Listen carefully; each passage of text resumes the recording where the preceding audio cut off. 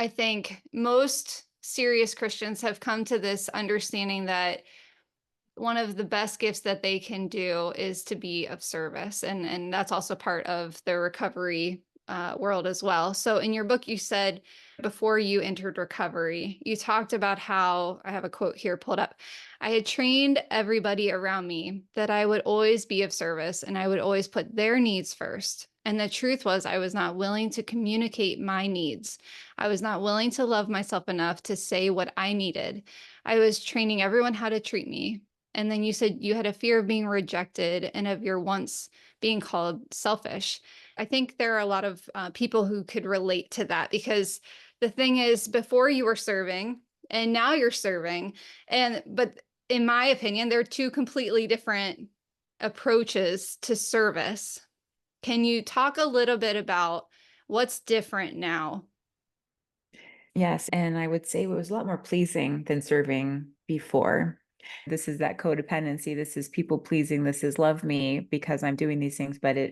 Yeah. So I was training everyone in the house that I would eat last. I would clean up. I would stop whatever I was doing to meet needs. My family is extremely loving, and they weren't like, Mom, get me this or that. This is self-induced martyrdom almost. Yeah. And so what it's like now is I can freely give and give with love and not out of any kind of fear. Mm. And there are other things in friendships or definitely in work, like just people pleasing out of fear. And now I'm not afraid. I'm Wow. not afraid at work. I do a good job, and I'm not afraid. Oh, if my boss doesn't like this, if I don't get this quite right, will something in my future career or bonus or something be at risk? So much fear is gone. Oh, that's so beautiful. Thank you for sharing that, because the thing is, on the outside, it could look exactly the same. You're making food for your family, but I've found the difference is just what you say, where either we're working for love or we're working from love. And it's like when my kids are getting dressed to go to school. I have a very young one, and he would put his shoes on and then he'd be frustrated because he couldn't get his socks on. And it's like, you need socks and shoes, but wrong order. You have to put your socks on first.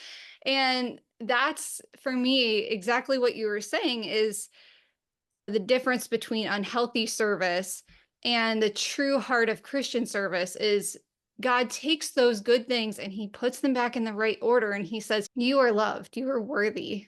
And so then you're not afraid. He'll never leave you. And you don't have to have the fear of abandonment. And so then you can voice what you need.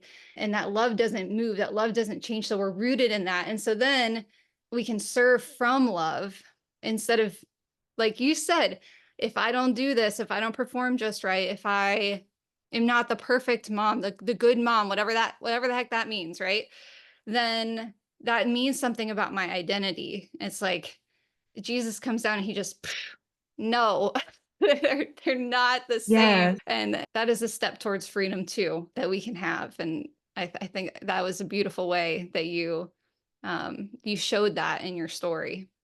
Oh, thank you. And we joke, our family are like very much all have great sense of humor, and we love laughing with each other and at each other and laughing at ourselves. I made a pot pie this last weekend, and I'll joke around and say, this is a resentment-free meal. Like this is a full of love pot pie here that we're having. So and we all get it. Yeah, because no one wants us to go backwards. So it's very beautiful.